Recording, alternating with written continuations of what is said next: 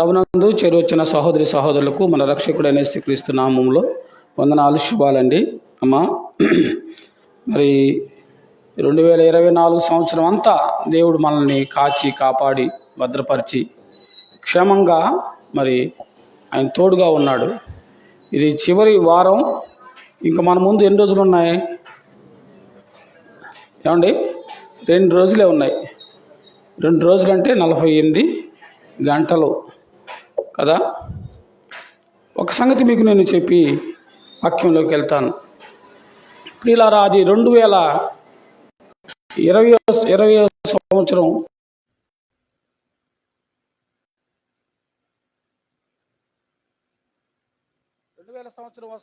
2000 సంవత్సరం వస్తుందని ప్రపంచమంతా కూడా సిద్ధపడుతూ ఉన్నారు. వాళ్ళు తోచిన పద్ధతిలో వాళ్ళు దాన్ని ఎంజాయ్ చేద్దాం, 2000లోకి మనం వెళ్తున్నాం అని ప్రపంచమంతా కూడా ఆనందపడతా ఉంది. మీకు గుర్తుందో లేదో, 24 సంవత్సరాల క్రితం సంగతి చెప్తున్నాను మీకు నేను.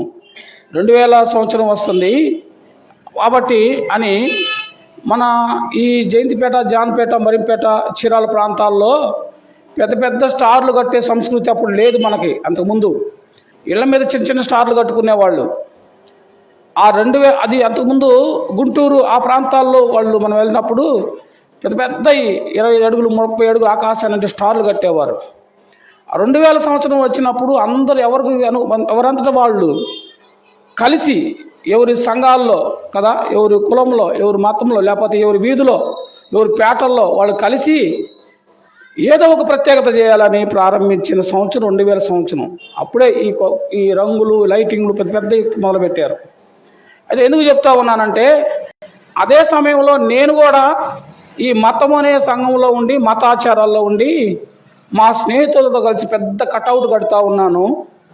ఆ కటౌట్ కట్టే క్రమంలో పైన కూర్చొని నేను కడతా ఉండా. నేను ఆర్టిస్ట్ని కాబట్టి మంచి డిజైన్లు తయారు చేశాను. అందరికంటే మాది గొప్పగా ఉండాలని చేసి 2000 సంవత్సరంలో మేము వెల్కమ్ చెప్పాలని చూస్తూ ఉన్నాం. ఇంకొక గంట అయితే 2000 సంవత్సరంలోకి వెళ్తారు. ఇంకా మా పని కాల. దాన్ని కొంచెం సరిచేద్దామని ఎక్కి పైన కూర్చున్న సమయంలో మా ముందుగా మెయిన్ రోడ్డు మీద నుంచి ఒక వ్యక్తికి హార్ట్ ప్రాబ్లం ఉందని, అతను ఇబ్బంది పడుతున్నాడు, గుండె నొప్పితో బాధపడుతున్నాడని ఫాస్ట్గా వెళ్ళారు. అది 2000 సంవత్సరం రాబోతుంది. 99 డిసెంబర్ 31 రాత్రి 11 గంటలకి చాలా స్పీడ్గా వాళ్ళు తీసుకెళ్లారు. ఇక్కడ డాక్టర్లు వీల్లేదన్నారంట. ఆ తర్వాత తీసుకెళ్ళిపోయిన తర్వాత గుంటూరు తీసుకెళ్లే క్రమంలో ఆయన చనిపోయాడు. అంతా ఒక గంటలో జరిగిపోయింది. 2000 సంవత్సరం చూడలా. మరలా తిరిగి తీసుకొని వస్తే మా కళ్ళ ముందు ఏమైందంటే చనిపోయాడు అన్నారు. ఒక్కసారి గుండెలు భయం వేసింది నాకు. మరణ భయం మొట్టమొదట నేను చూసింది అదే. ఒక్కసారిగా గుండెలు జల్లంది. అదేంది, 2000 సంవత్సరం వస్తుందని ప్రపంచం అంతా ఎవరంతా వాళ్ళు గొప్పగా సిద్ధపడుతుంటే, మేము కూడా సిద్ధపడుతుంటే, అదే ఈయన బాగా తిరిగిన వ్యక్తి, ఆరోగ్యంగా ఉన్న వ్యక్తి, చాలా ఇదిగా ఉన్న వ్యక్తి కళ్ళ ముందు అట్లా చనిపోయాడండి అని, ఇట్లా కూడా చనిపోతారా అని ఒక్కసారిగా మరణ భయం వేసింది నాకు. ప్రియులారా, మీరు నమ్మండి నమ్మకపోండి, ఆ రోజు నుంచి 24వ సంవత్సరం 24వ ప్రార్థన చేయబోతున్నాను. ప్రభువా, నాకు ఆ కొత్త సంవత్సరం చూసే భాగ్యం దయచేయమని ఆఖరి రోజు నేను ప్రార్థన చేసుకుంటా. ఒక్క భాగ్యం, ఆ యొక్క జనవరి 1వ తారీఖు చూసే భాగ్యం. అంటే ఆ జనవరి 1వ తారీఖు చూస్తాను, 2 రోజులు ఉంటానని నమ్మకం కూడా లేని స్థితిలో నుంచి దేవుడు నాకు నేర్పించిన పాఠాలు మీకు చెప్తా ఉన్నాను. బైబిల్లో చూస్తే ఇదేంది ఇట్లా జరుగుతుందని చూస్తే బైబిల్ ఏం చెబుతుందంటే, అసలు మన ఆయువు ఇంతలో కనబడి అంతలో మాయమయ్యేది అని బైబిల్ చెప్తుంది. ఆన్సర్ అక్కడ దొరికింది. ఓహో, నిజమా, ఇలాగా ఉందా? ఇంతలో కనబడి అంతలో మాయమయ్యిద్దా? ఇది గడ్డి పువ్వు లాంటిది. అంటే ఉదయం చక్కగా మెరుస్తూ అందరూ చూస్తూ ఉంటారు, సాయంత్రం వాడిపోయింది, రాలిపోయింది. ఇది నీటి బుడగ లాంటిది. సహోదరులు ఆంటులు తోమేటప్పుడు, బట్టలు తోమేటప్పుడు చాలా బుడగలు వస్తూ ఉంటాయి, చూస్తూ ఉంటాం. అవి అట్లా వెళ్తూ ఉంటే పెద్దది ఇట్లా వస్తూ ఉంటుంది, చూస్తూ ఉంటాం, టప్మని పేలిపోయింది. అంటే మన ఆయువు అంత తేలికైనది, దీనికోసమా మనం ఇంత పాకులాడుతుంది అని అప్పుడు తెలుసుకున్నా. సోదరుడా సోదరి. కాబట్టి ఈ లోకంలో మనం యాత్రికులం కనుక ఈ యాత్రలో మనకిచ్చే ప్రతి సంవత్సరం కూడా ఆయన కృప ద్వారా మనకిచ్చాడు కనుక ఇచ్చిన దాన్ని వ్యర్థం చేసుకోకుండా సమయాన్ని సద్వినియోగం చేసుకొని మనం ముందుకెళ్ళటం ద్వారా దినదినం దేవునికి దగ్గరగా వెళ్ళేవారుగా ఉంటామన్నది దేవుని ఉద్దేశం. అందుకే దేవుడు మనకి ప్రతి సంవత్సరం మనం ఏం కోరుకుంటాం? నూతనత్వాన్ని కోరుకుంటాం, నూతన కార్యాలు కోరుకుంటాం. దేవుడు నూతనమైన ఇవ్వాలి. మన ఇంట్లో కూడా కొత్తవి కావాలని కోరుకుంటాం. పాతకాలంలో ఆ బ్లాక్ అండ్ వైట్ టీవీ ఉండేది, ఇప్పుడు అది లేదు. కలర్ టీవీ కావాలనుకున్నారు. ఆ తర్వాత ఆ టీవీలు కూడా ఏమైనా ఇలా ఉబ్బెత్తుగా ఉండే టీవీలు తీసేసి ఫ్లాట్ టీవీ కావాలని కోరుకున్నారు. ఫ్లాట్ టీవీలో నుంచి ఎల్ఈడి టీవీ, ప్లాస్మా టీవీ కదా, ఇంకా ఏవేవో కొత్త వెర్షన్స్. ఏమండి, ప్రజలు కొత్తదనాన్ని కోరుకుంటున్నారు. బట్టల షాప్కి వెళ్తే ఏంది ఇంకా ఏ మోడల్లా, కొత్త మోడల్ రాలేదా? కొత్త మోడల్, కొత్తది, కొత్త బట్టలు, కొత్త మోడలు, కొత్త నగలు, కొత్త చెప్పులు కదా, ఇంట్లో కొత్త వస్తువులు, ఇల్లు కొత్తగా అలంకరించుకోవటం, మనల్ని కొత్తగా అలంకరించుకోవటం మంచిది. దేవుడు కొత్తదనాన్ని కూడా ఆయన ఇష్టపడే దేవుడు. ఆయన కూడా కొత్తదనాన్ని ప్రోత్సహించే దేవుడు. అయితే ఆయన ఇచ్చే కొత్తదనం, ఆయన వద్ద పొందుకునే కొత్తదనం ఏమిటి అని మనం చూస్తే బైబిల్ గ్రంథంలోకి వెళ్దాం. కొరింథీయులకు రాసిన మొదటి పత్రిక 2వ పత్రిక 5వ అధ్యాయం 17వ వచనం. కొరింథీయులకు రాసిన 2వ పత్రిక 5వ అధ్యాయం 17వ వచనం. 2వ కొరింథీయులకు రాసిన పత్రిక. కాగా ఎవడైనను క్రీస్తునందున్న ఎడల అతడు ఎలాంటి వాడట? నూతన సృష్టి. ఇప్పుడు చెప్పండి, ఎవరి ద్వారా నూతనత్వం వచ్చింది? నూతనం అనేది లోకంలో ఉన్న నూతనత్వాలన్నీ ఏమైపోతాయి? అవన్నీ పాతబడిపోతాయి. పోయిన సంవత్సరం బట్టలు తీసుకున్నారు కదమ్మా, మరి ఆ బట్టలు ఇప్పుడు ఎట్లా ఉన్నాయి? అవి వేసుకుంటున్నారా? అవి పాత అయిపోయినాయి కదా. ఏమన్నాడు కింద చదవండి తర్వాత?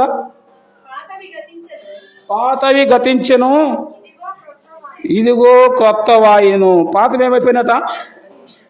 పాతవి గతించింది. పాత బట్టలు పాడైపోయినాయి, కొత్తవి కావాలా? అవునా కాదండి? చిరిగిపోయే బట్టల గురించి అంత ఆలోచిస్తున్నావు, మరి ఈ దేహం కొత్తదవ్వాలంటే ఎట్లా? నీ హృదయం కొత్తదవ్వాలంటే ఎట్లా? నీ జీవితం కొత్తదవ్వాలంటే ఎట్లా? ప్రభు బట్టల గురించి మాట్లాడట్లేదు కానీ ప్రభు నీ యొక్క ఆత్మను గురించి మాట్లాడుతున్నాడు. మన జీవితంలో మనకి ఏదైనా శాశ్వతమైనది ఉన్నదంటే అది మన యొక్క ఆత్మ మాత్రమే. దేవుడు మానవుణ్ణి, ఈ శరీరాన్ని మట్టితో కలుగు చేశాడు. చెప్పండి, దేంతో? మట్టితో కలుగు చేశాడు. కాబట్టి నరుడు మట్టిలో నుంచి వచ్చాడు కాబట్టి మళ్ళీ ఈ మానవుడు ఏం పోతాడు? మట్టిలో కలిసిపోతాడు. కాబట్టి ఈ శరీరం, ఈ బట్టలు శాశ్వతం కాదు, ఈ ఆభరణాలు శాస్త్రం కాదు, ఈ ఇల్లు శాస్త్రం కాదు. చివరికి ఈ శరీరం కూడా శాశ్వతం కాదు. శాశ్వతమైన దేవుడు మానవుడికి ఎలా ఇచ్చాడు అని చూస్తే, దేవుడు మట్టితో మానవుడిని తయారు చేసి వారి నాసికారంధ్రంలో జీవాత్మ ఊదగా నరుడమైపోయాడు. జీవవాయువు ఊదగా జీవాత్మ అయ్యాడు. జీవవాయువు చూడండి, ఏం వాయువు అది? జీవవాయువు అనగా బ్రతికే ఆ యొక్క గాలిని ఊదగా నరుడు జీవ ఆత్మ అయ్యాడు. నరుని ఆత్మ యెహోవా పెట్టు దీపం. కాబట్టి ఇప్పుడు దేవుళ్ళలో నుంచి వచ్చింది, దేవుని యొక్క లో నుంచి వచ్చింది ఏమిటండి? చెప్పండి, జీవాత్మ. చెప్పండి అందరూ. నరుల్లోకి దేవుడు పర్మనెంట్ గా ఇచ్చింది జీవాత్మ. దేవుడు కూడా ఆయన ఆత్మే. గుర్తుంచుకోవాలి, దేవుడు ఎవరు? దేవునికి రూపాలు లేవు. దేవునికి ఏం లేవు? రూపం లేదు. కాకపోతే దేవుడు, మరి మీరు అనుకోవచ్చు, యేసు ప్రభు మానవుడుగా ఆయన పుట్టాడు కదా, ఆయనకు ఒక రూపం ఉంది, ఆయనకు చేతులు, కాళ్ళు, కళ్ళు, నోరు అన్నీ ఉన్నాయి, ఆయన భోజనం చేశాడు, నడిచాడు కదన్నా, నువ్వేమో రూపం లేదన్నావు అయింది అని అంటాడు. ఆయన ఏ రూపంలో వచ్చాడు? పెద్దగా చెప్పాలా? మానవ రూపంలో వచ్చాడు. తన రూపంలో దేవుడు మానవుడిని కలుగు చేశాడు. గుర్తుంచుకోండి, ఇది మానవుడి రూపం తర్వాత అయింది. మొదట దేవుడు మానవుని ఎలా కలుగు చేశాడు? తన రూపంలో, మన పోలికలో, మన రూపంలో నరుడిని చేద్దామని దేవుడు ఆది కాండంలో మనం చూస్తాం. దేవుడు తన రూపంలో మానవుని కలుగు చేసి ఈ మానవుణ్ణి కాపాడడానికి దేవుడు మరలా మానవ రూపిగా వచ్చాడు.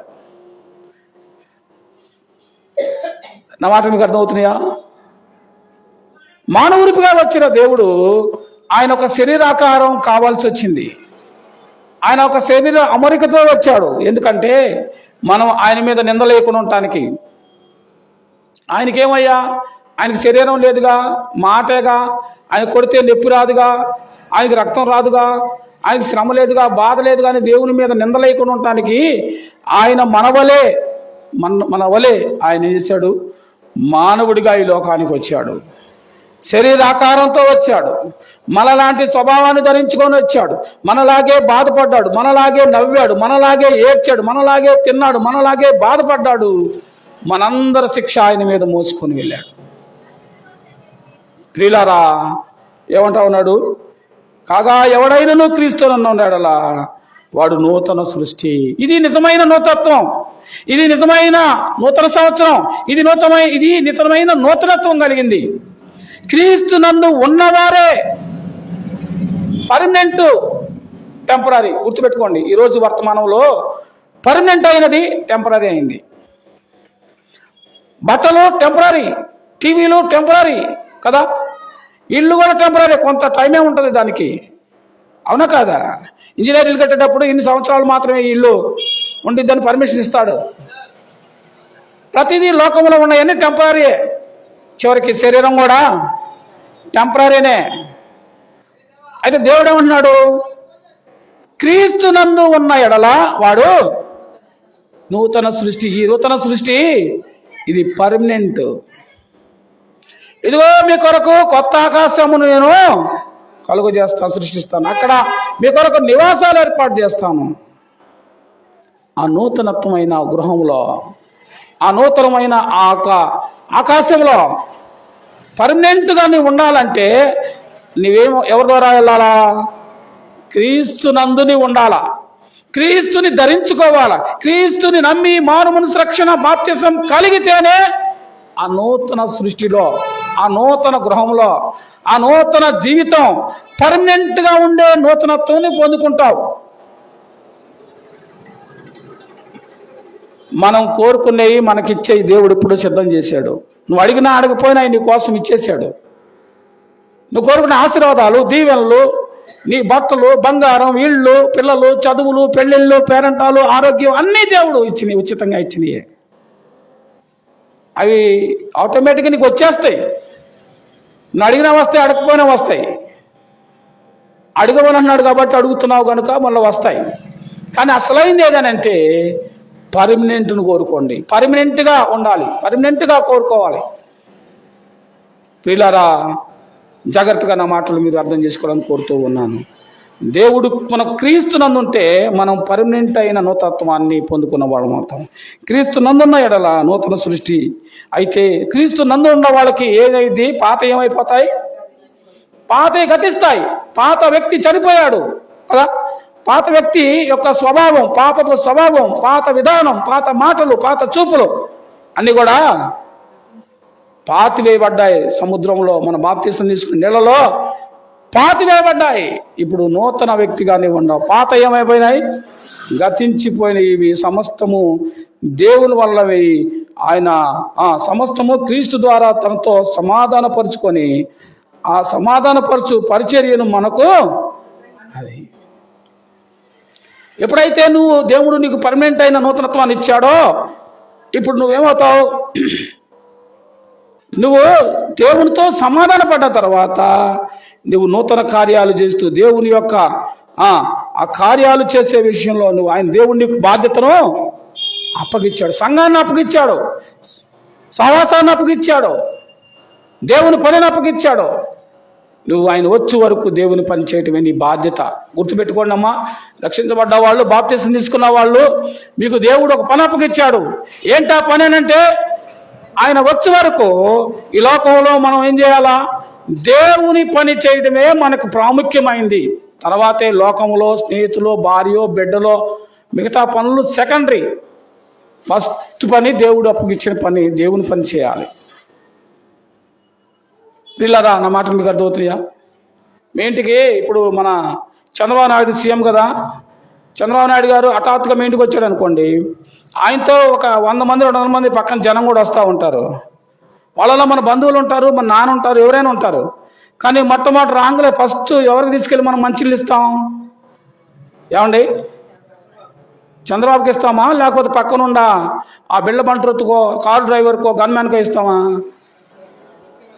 కదా, చంద్రబాబు గారినే అంత గౌరవించే నువ్వు, నిన్ను సృష్టించిన సృష్టికర్త అయిన దేవుని విషయంలో నువ్వేం చేయాలా? దేవునికి మొదటి స్థానాన్ని ఇవ్వాలా. మనం ఏం చేస్తామంటే మిగతా అన్నిటికీ అందరికి సమయాన్ని ఇచ్చి అందరి పనులు ముగించుకొని తీరిక అయిపోయిన తర్వాత ఇప్పుడు ఖాళీగా ఉన్నాగా ఏం చేద్దాం? బోసలు మైకి పెట్టాడుగా, కాసేపు కూర్చొని పోదాం, ఏందాం పద. మళ్ళీ ఆయన ఏడుతాడు, లేకపోతే బాధపడతా ఉంటాడు. ఒకటే ఆ మైకులోని చెప్తా ఉంటాడు, ఎందుకు వెళ్ళి కాసేపు కూర్చొని వద్దాం పద, కనపడొద్దాం పద. లేదు లేదు లేదు, ఇది నా కోసమో ఇంకొకరి కోసమో కాదమ్మా.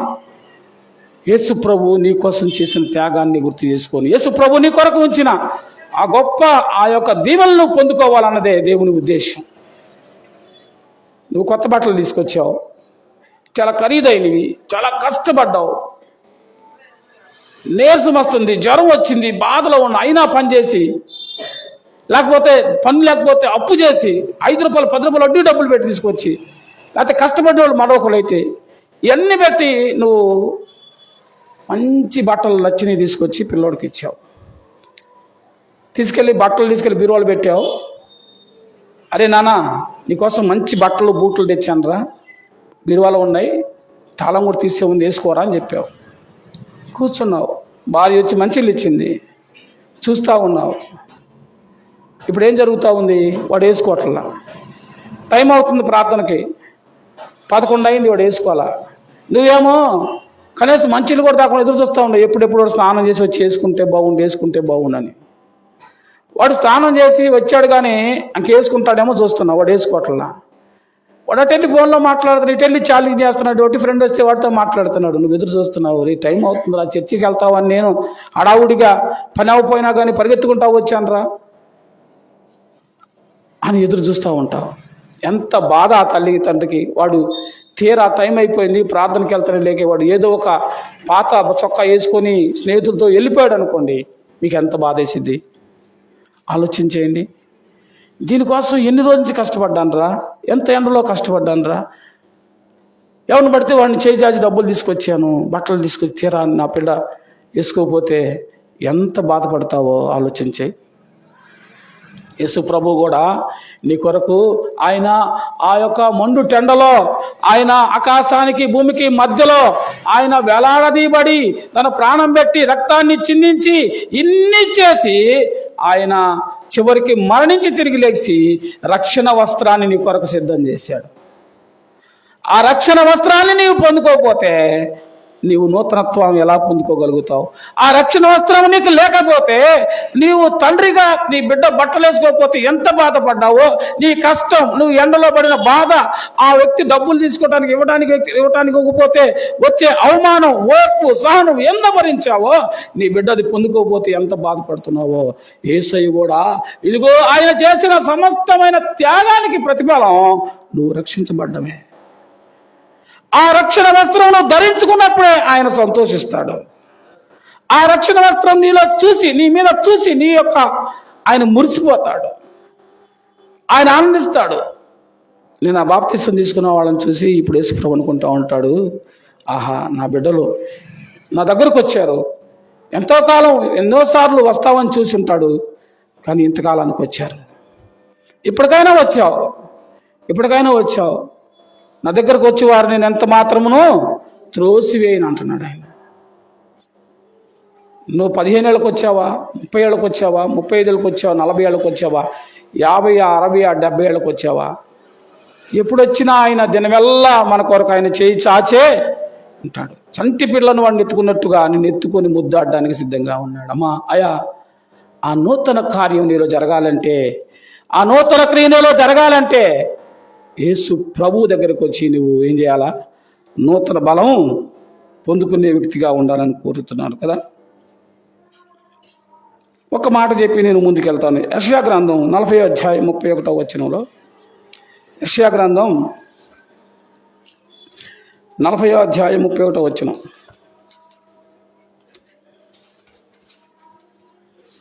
త్వరగా యెషయా గ్రంథం 40వ అధ్యాయం 31వ వచనం.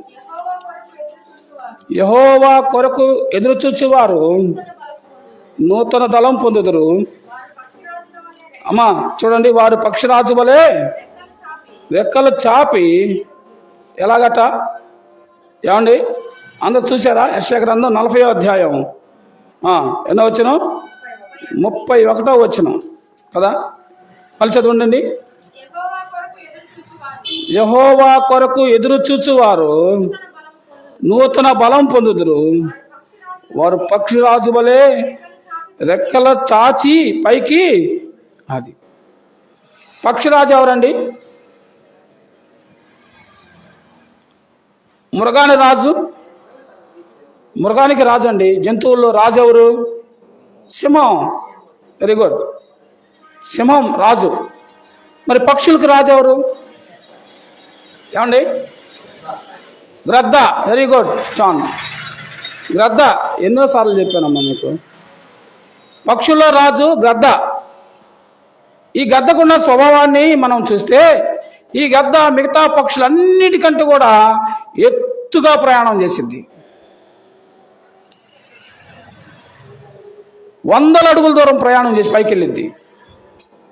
ఈ గద్ద ఆకాశంలో అంత ఎత్తులో నుంచి విమానంలాగా ప్రయాణం చేస్తూ కూడా కింద వెళ్ళే ఆ పాముని లేక పాము పిల్లలు లేక కోడి పిల్లలు కనుక అది చూసి, ఈ పాము ఎంత ఫాస్ట్గా వెళ్తా ఉండిద్దో అక్కడి నుంచి ఇక్కడికి వచ్చేలేక ఎక్కడికి వెళ్ళిద్దో అంచనా వేసి ఫాస్ట్గా దిగొచ్చి దాన్ని నోటికి వేసుకుని వెళ్ళిద్ది.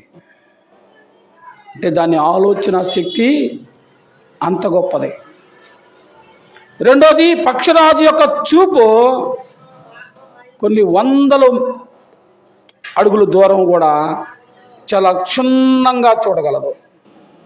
చూపు, ఆలోచన, పైకి వెళ్ళే శక్తి, ధైర్యం. ఒక చిన్న జింక పిల్లను కూడా తన కాళ్ళతో పట్టుకెళ్ళగలిగిన శక్తి కలిగింది పక్షిరాజు. ఒక చిన్న జింక పిల్లని కాళ్ళతో పట్టుకొని మోసుకెళ్ళగలిగిన కాళ్ళు బలం కలిగింది పక్షిరాజు. అలా ఎందుకు ఈ పక్షి గురించి మాకు ఎంత బాగా చెబుతున్నావు అని అంటే, ఈ పక్షిరాజు యొక్క ప్రత్యేకత ఏంటంటే, ఈ పక్షిరాజు కొంతకాలం తర్వాత ఎక్కువ కాలం బ్రతికింది. కొంతకాలం తర్వాత ముసలితనం వచ్చిన తర్వాత ఆ రెక్కల్లో ఉన్న శక్తిని కోల్పోయింది, ఆ ముక్కులో ఉన్న వాడి కోల్పోయింది. కాబట్టి అది ఇప్పుడు సరిగా ఎగరడం కష్టంగా మారిన టైంలో, ముక్కుతో పొడుచుకొని వేటాడే క్రమంలో ఇబ్బందులు ఎదురవుతున్నప్పుడు అదేం చేసిందో తెలుసా? బాగా తినేసి ఆ యొక్క మరి గుట్టలోకి వెళ్ళింది, కొండల గుట్టల్లోకి వెళ్ళిపోయి అక్కడికి వెళ్ళిన తర్వాత అదేం చేసిద్దంటే తన ముక్కుతో తనకున్న ఆ యొక్క రెక్కల్ని పీకేసుకునిద్ది. జాగ్రత్తగా మీరు వినాలా. తన ఎగిరే రెక్కల్ని ఒక్కొక్కటి లాగేసుకునిద్ది. రక్తం గారుతూ ఉంటుంది, లాగేసింది. రెక్కలన్నిటినీ పీకేసుకునిద్ది. ఈ నోరుకుంది కదా ఆ ముక్కు, ఇంత పెద్ద ముక్కు, దీన్ని రాయికేసి టప టప టప టపమని కొట్టింది. ఆ ముక్కు ఇరిగిపోయింది, ముక్కలైపోయింది. మూతెమ్మట, రెక్కలెమ్మట రక్తం కారిపోతుంటే ఆ రక్తాన్నంతా శ్రమంతా భరిస్తూనే ఆ పని చేసింది. ఆ తర్వాత ఇప్పుడు ముక్కిరిగిపోయింది, రక్తం గారుతుంది. రెక్కలు తెగిపోయినాయి, రక్తం గారుతుంది. ఇప్పుడు ఆమె ఎక్కడుంది? ఆ పక్షిరాజు ఎక్కడో కొండల్లోని ఆ యొక్క గుట్టల్లో రాళ్ళ మధ్య పడిపోయింది. ఇప్పుడు దానికి ఏమవుతుంది? 1 రోజు గడిచిపోయింది, 2 రోజులు గడిచిపోయింది, అసలే రక్తం పోయింది. ఏమండి? ఆకలి అవుతూ ఉంటుంది, దాహం అవుతూ ఉంటుంది, భరించిద్ది, సహించిద్ది, ఓర్చుకునిద్ది. ప్రియులారా, ఇవన్నీ తను ఎందుకు చేస్తుందో తెలుసా? కొంతకాలం తర్వాత ఆ పోయిన రెక్కల స్థానంలో మరలా కొత్త రెక్కలు వస్తాయి. కొంతకాలం తర్వాత ఆ పగిలిపోయిన ముక్కు దగ్గర మరలా నూతన ముక్కు వచ్చింది. ఆ రెక్కలు వచ్చిన తర్వాత, ఆ ముక్కు వచ్చిన తర్వాత ఈ పక్షి మునుపెంత శక్తి కలిగిందో, మునుపెంత చురుకైందో, మునుపెంత బలం కలిగిందో అంత బలాన్ని, నూతన బలాన్ని పొందుకొని మరలా తను వేటాడడం, మరలా తను ప్రయాణం చేయడం, మరలా ప్రయత్నం చేస్తుంది. అది పొందుకోవడం కోసం ఇది పడే బాధ, ఆ వేదన, ఆ తపన, ఆ కష్టం ఒకసారి ఆలోచించారా? మనం కోరుకుంటామండి, నేను ముగిస్తాను, మనకి దేవుళ్ళు కావాలి, ఆశీర్వాదాలు కావాలి, మనం ఎదగాలి, మనం బాగుపడాలి, మనకి చాలా కావాలి. కావాలంటే ఏం చేయాలా? కావాలంటే ఓర్చుకోవాలా, కావాలంటే కొన్ని వదులుకోవాలా, కావాలంటే కొన్ని మనలో ఉన్న కోరికలను అదుపు చేసుకోవాలా, క్రమశిక్షణ కలిగి ఉండాలా, బలహీనతలు విడిపోవాలి. రాత్రి ఒక సహోదరుడు వస్తే నిద్ర వస్తుంది కానీ మాట్లాడుతున్నాడు, కొన్ని విషయాలు, మంచి మంచి విషయాలు ఉన్నాయని దాదాపు 11:30 దాకా రోడ్డు మీద నుంచి మాట్లాడుతూ ఉన్నాను. ఒక వ్యక్తి ఎదగాలంటే ఆ వ్యక్తిలో ప్రాముఖ్యమైన సందర్భం ఏంటంటే, మొదట దేవుడు కలిగి ఉండాలి, రెండోది తన బలహీనత ఏందో తెలుసుకొని దాన్ని విడిచిపెట్టగలిగి దాని మీద క్రమశిక్షణ కలిగి ఉండాలి అని మాట్లాడుకున్నాం. మీరందరికీ తెలుసో లేదో కానీ మేము బాగా యూత్గా ఉన్నప్పుడు క్రికెట్లో మాకు బాగా అభిమాన స్టార్, అందరికేమో ప్రపంచంలో ఉన్న వాళ్ళందరికేమో సచిన్ టెండూల్కర్ అంటే బాగా ఇష్టం. సచిన్ టెండూల్కర్తో పాటు స్కూల్లో నుంచి చదువుకున్న వ్యక్తి వినోద్ కాంబ్లే. చెప్పండి ఏం పేరు? వినోద్ కాంబ్లే. అతడు ఒక చిన్న వర్గానికి చెందినవాడు, ఎస్సీ వర్గానికి చెందినవాడు. ఈ వినోద్ కాంబ్లే సచిన్ 200 కొడితే వినోద్ కాంబ్లే 400 రన్స్ కొట్టాడు. అంత చురుకైన ఆటగాడు, తక్కువ టైంలోనే అందరిని స్కూల్లో ఆకర్షించాడు. దేశానికి ఆట ఆడుతుంటే అందరూ ఆశ్చర్యపోయాడు. సచిన్ టెండూల్కర్ అంటే రెండింతలు బలం కలిగిన వాడు, మంచి నైపుణ్యం కలిగిన ఆటగాడు. ప్రపంచం నివిరిపోతుంది. మేమందరం అయితే కుర్రవాళ్ళం ఉర్రుతులుగుతూ ఉన్నాం, ఓ వినోద్ కాంబ్లే ఉన్నాడా అని. వీళ్ళారా జాగ్రత్తగా వినండి, వీరిద్దరి మధ్యలో 2 తేలాలు ఉన్నాయి. నేను కులం జోలికి వెళ్తలేదు. సచిన్ టెండూల్కర్ బ్రాహ్మణు, ఇతరు ఎస్సీ. వాళ్ళు ఎన్నో రకాలుగా ఈ దేశంలో అనగారిన వాడు పైకి రావాలంటే ఊరికే రానిరు. ఎంతో గొప్ప టాలెంట్ ఉంటే రాణిస్తారు కదా. ఎంత టాలెంట్ ఉంటే వినోద్ కాంబ్లే ఆ స్థాయికి వెళ్ళి ఉంటాడు. దేశ వాళ్ళు ఆడుతున్నారు, అర్థం చేసుకోండి. అమితమైన టాలెంట్ ఉంటేనే వెళ్ళాడు. అయితే టాలెంట్ ఉండి వెళ్ళి వాడు, టాలెంట్ ఉంటే సరిపోదు, పని వస్తే సరిపోదు, దాంతోపాటు ఏముండాలా? క్రమశిక్షణ ఉండాలా. సచిన్ టెండూల్కర్ చాలా క్రమశిక్షణ కలిగిన జీవితాన్ని జీవించాడు. తన నోటిని అదుపు చేసుకుని తాగుడుదనాన్ని, తిరుగుడుదనాన్ని, ఎట్లా పడితే అట్లా ఇష్టానుసారమైన జీవితం జీవించకుండా ఒక క్రమశిక్షణ కలిగిన జీవితాన్ని జీవించాడు. ఈ వినోద్ కాంబ్లే లెక్క లేకుండా శరీరాన్ని పాడు చేసుకుని ఇష్టానుసారంగా తాగుతూ తిరుగుతూ శరీరాన్ని లెక్క చేయకుండా డబ్బు వచ్చి పడింది, పేరు వచ్చి పడింది అని చెప్పేసి ఇష్టానుసారమైన జీవితాన్ని జీవించాడు. ఇప్పుడు అతని జీవితం ఎలా ఉందంటే కష్టతరంగా ఉంది. డబ్బు పోయింది, మనిషి అంతా ఇలాగైపోయాడు. మొన్న హాస్పిటల్లో ఉన్నాడు, స్నేహితుడు వెళ్ళి టెండూల్కర్ పలకరిస్తూ ఉన్నాడు, చూడ్డానికి అందవిహారంగా ఉన్నాడు. కారణం ఏంటంటే క్రమశిక్షణ లేని జీవితం. దేవుడు నీకు కూడా గొప్ప తలంతు నీకు ఇస్తాడు. దేవుడు ప్రతి ఒక్కరికి ఒక ప్రత్యేకమైన తలంతు, నువ్వే స్పెషల్, గుర్తుపెట్టుకోవాలి. ఈ ప్రపంచంలో నీలాంటి కళ్ళు మళ్ళీ ప్రపంచంలో ఎక్కడున్నావు గుర్తుపెట్టుకోండి. అందుకే మన వాళ్ళు ఐని ఫోటో తీసుకుంటారు. ఎందుకు తెలుసా? నీలాంటి కళ్ళు ప్రపంచంలో మరెక్కడ ఉండవు. నీకున్న కళ్ళు 800 కోట్ల మంది జనాభాలు అంటే 8 రెళ్ళు 1600 కళ్ళు ఉంటే 1600 కళ్ళులో నీ కన్ను ప్రత్యేకం, మిగతా 1600 కోట్ల కళ్ళకి ఇది మ్యాచ్ కాదు. రెండవది, నీ వేలుముద్ర ప్రత్యేకం. ఈ 1600 కోట్ల వేలుముద్రలో నీ వేలుముద్ర ఎవ్వరికి సరిపోదు. నీ వేలుముద్ర నీకే సరిపోయింది. మూడవది, ఈ చెవు అంటారే డొప్ప, ఇది ప్రపంచంలో 1600 కోట్ల చెవుల్లో ఈ ఆకారం కలిగిన చెవు ఇంకెవరికి ఉండదు. నీది నీకే స్పెషల్. ఇదే ఆకారం సేమ్ టు సేమ్ ప్రపంచంలో ఎవరికి ఉండదు. నీ చెవు ఆకారం నీకే ఉంటుంది. దేవుడు చూడు ఎంత జాగ్రత్తగా నిన్ను సృష్టించాడో. నువ్వే స్పెషల్. ఈ మూడు ప్రపంచంలో ఏ వ్యక్తికి మ్యాచ్ కా. కనుకనే ప్రభుత్వం ఐని ఏలుముద్రలను తీసుకొని నీకు ఆధార్ కార్డులని పాస్పోర్ట్లని అవన్నీ ఇచ్చేప్పుడు ఏలుముద్రలు ఎందుకు తీసుకుంటారంటే నువ్వు ఎక్కడున్నా పట్టుకోవచ్చు ప్రపంచంలో. ఈ ఏలుముద్ర ఒకసారి ఇచ్చేలేవనుకో నువ్వు ఎక్కడున్నా కానీ ఊరనే పట్టుకోవచ్చు నేను. ఎందుకంటే నీలాంటి వ్యక్తి ప్రపంచం ఇంకొవరు ఆ ఏలుముద్రలు ఉండవు. దేవుని కృప చూశారా? ఎందుకు ఈ మాటలు చెప్తున్నానంటే దేవుడు నీ పట్ల ప్రత్యేక ప్రణాళిక కలిగి ఉన్నాడు. నిన్నుగా సృష్టించాడు, నిన్ను ప్రత్యేకంగా సృష్టించాడు. ఒకవేళ నువ్వు మీ అమ్మలాగున్నా, సేమ్ టు సేమ్ బొమ్మలాగున్నా, మీ అమ్మలాగా మీ నాన్నలాగున్నా, లేకపోతే మీ ఇంట్లో ట్విన్స్ పుట్టి ఇద్దరు ఒకేలాగున్నా మానవులు గుర్తించలేకున్నారు. కానీ వాళ్ళ ఏలుముద్రలు కలవు, వాళ్ళ కళ్ళు కలవు, వాళ్ళ చెవులు కలవు. లోకంలో వాళ్ళిద్దరు ఒకేలాగున్నా గుర్తులకు పెట్టలేకపోయామని అనుకోవచ్చు. కానీ దేవుడు వాళ్ళల్లో కూడా ప్రత్యేకత చేశాడు. ప్రియులారా, దేవుడు నీ పట్ల ఎంత జాగ్రత్త కలిగి ఉన్నాడో, దేవుడు నిన్ను ఎంత ప్రేమిస్తున్నాడో, దేవుడు ఎంత ప్రత్యేకం చేసుకున్నాడో నిన్ను అనేది గుర్తించడమే నా యొక్క ఈ వాక్య సందేశం. నువ్వు స్పెషల్, నీకు నువ్వే ప్రత్యేకత. దేవుడు నీకు ఖచ్చితంగా ఏదో ఒక టాలెంట్ ని కంపల్సరీగా ఇచ్చాడంతే. అయితే ప్రతి ఒక్కరికి ఆయన ఇస్తాడు, తలంతులు ఇస్తాడు. దాన్ని నువ్వేం చేస్తున్నావు అనేది ప్రాముఖ్యం. ఒక మాట చెప్పి నేను ప్రార్థన చేస్తాను. ఒక వ్యక్తికి 1 తలంతు ఇచ్చాడు, ఒక వ్యక్తికి 2 తలంతులు ఇచ్చాడు, మరో వ్యక్తికి 5 తలంతులు ఇచ్చాడు. ఇక్కడ బైబిల్ భాషలో కాకుండా మీకు అర్థమయ్యేలాగా చెప్తా ఉన్నాను. ఒక ఆయనకి 1 లక్ష రూపాయలు ఇచ్చాడు, ఇంకొక ఆయనకి 2 లక్షల రూపాయలు ఇచ్చారు, ఇంకొక ఆయనకి 5 లక్షల రూపాయలు ఇచ్చాడు. అరే నేను ఊరు వెళ్తున్నాను రా, వచ్చే సంవత్సరం వస్తాను, జాగ్రత్తగా ఈ డబ్బుల్ని దాచిపెట్టుకుంటారా అని చెప్పి వెళ్ళిపోయాడు. మళ్ళీ వచ్చినప్పుడు లెక్క అడుగుతానని చెప్పి వెళ్ళాడు. ఈ 5 లక్షలు తీసుకున్న వ్యక్తి ఏం చేశాడంటే మంచి వ్యాపారం చేశాడు. 5 లక్షలు 10 లక్షలు చేసి దాచిపెట్టాడు సంవత్సరంలో. 2 లక్షలు తీసుకున్న వ్యక్తి 4 లక్షలు చేశాడు. 1 లక్ష రూపాయలు తీసుకున్న వ్యక్తి ఏం చేశాడంటే ఒరి నాయన ఈయన అసలు మామూలుడు కాదు, ఎందుకు వచ్చాం కావాలని ఈ 1 లక్ష రూపాయలకి చక్కగా ఆ యొక్క తగరం కాగితాలు వేసి కాగితం మీద కాగితం 10 కాగితాలు చుట్టి రబ్బర్ బ్యాండ్లు వేసి దారం కట్టి జాగ్రత్తగా గుంట తీసి పాతి పెట్టేశారు.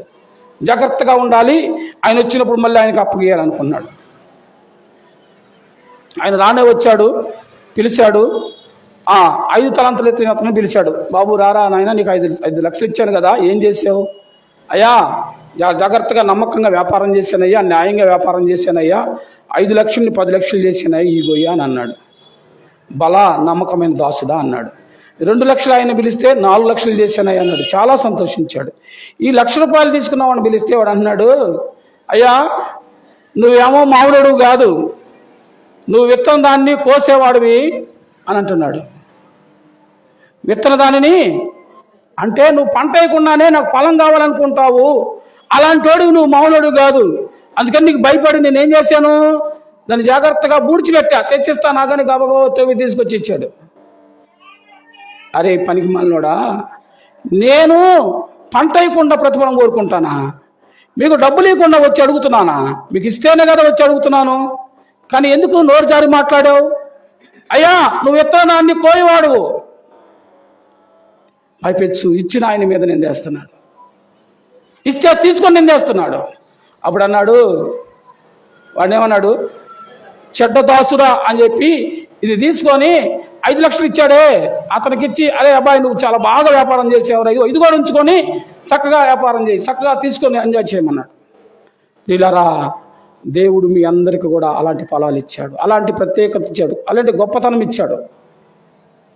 అందరికీ ఏకరీతిగా ఆయన ప్రాణం పెట్టాడు, అందరికీ ఏకరీతిగా ఆయన ఆరోగ్యం ఇచ్చాడు, అందరినీ ఒకేలాగా ప్రేమించాడు. ఒకరిని చూసి ఆలోచన చేయబాక, ఎప్పుడు కూడా పక్కన వాళ్ళని చూసి వాళ్ళలాగా ఉండాలని కోరుకోబాక. వాళ్ళకి కళ్ళు కాళ్ళు అన్ని బాగున్నాయి, నాకు తక్కువగా ఉన్నాయి. వాళ్ళకి ఆరోగ్యం బాగుంది, నాకు తక్కువగా ఉంది.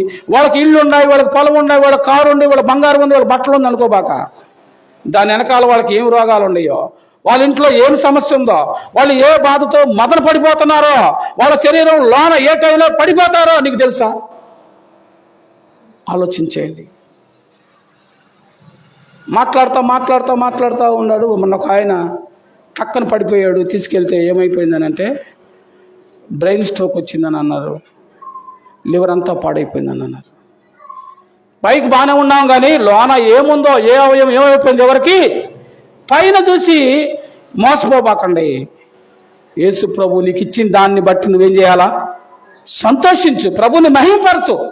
మనకు ఎప్పుడైనా గుర్తుపెట్టుకోండి, నా జీవితంలో వాక్యం ద్వారా నేను ఏం నేర్చుకున్నానంటే, నాకంటే ఉన్న స్థితిలో నుండి ఎప్పుడు చూసి నేను వాళ్ళకి వెళ్ళి చూడను. అసలు నేను నాకంటే తక్కువ వాళ్ళని చూసి ప్రభువా అలాగున్నందుకు నీకు వందనాలు. చాలామంది మంచంలో ఉన్నారు, చాలామంది ఐసీయూలో ఉన్నారు, చాలామంది హాస్పిటల్లో ప్రాణం డబ్బులు 10 లక్షలు ఖర్చు పెడితేనే ఇటు బతుకుతారని అంటున్నారు. ఆ స్థితి నాకు లేకుండా చేశావు. చాలామంది రోడ్డు పక్కన ఆ యొక్క చలికి దుప్పటి కూడా లేకుండా ఆ బెడ్జి మీద పడుకొని ఆకలితో ఉన్నవారు ఉన్నారు. ఆ స్థితి లేకుండా చేశారు.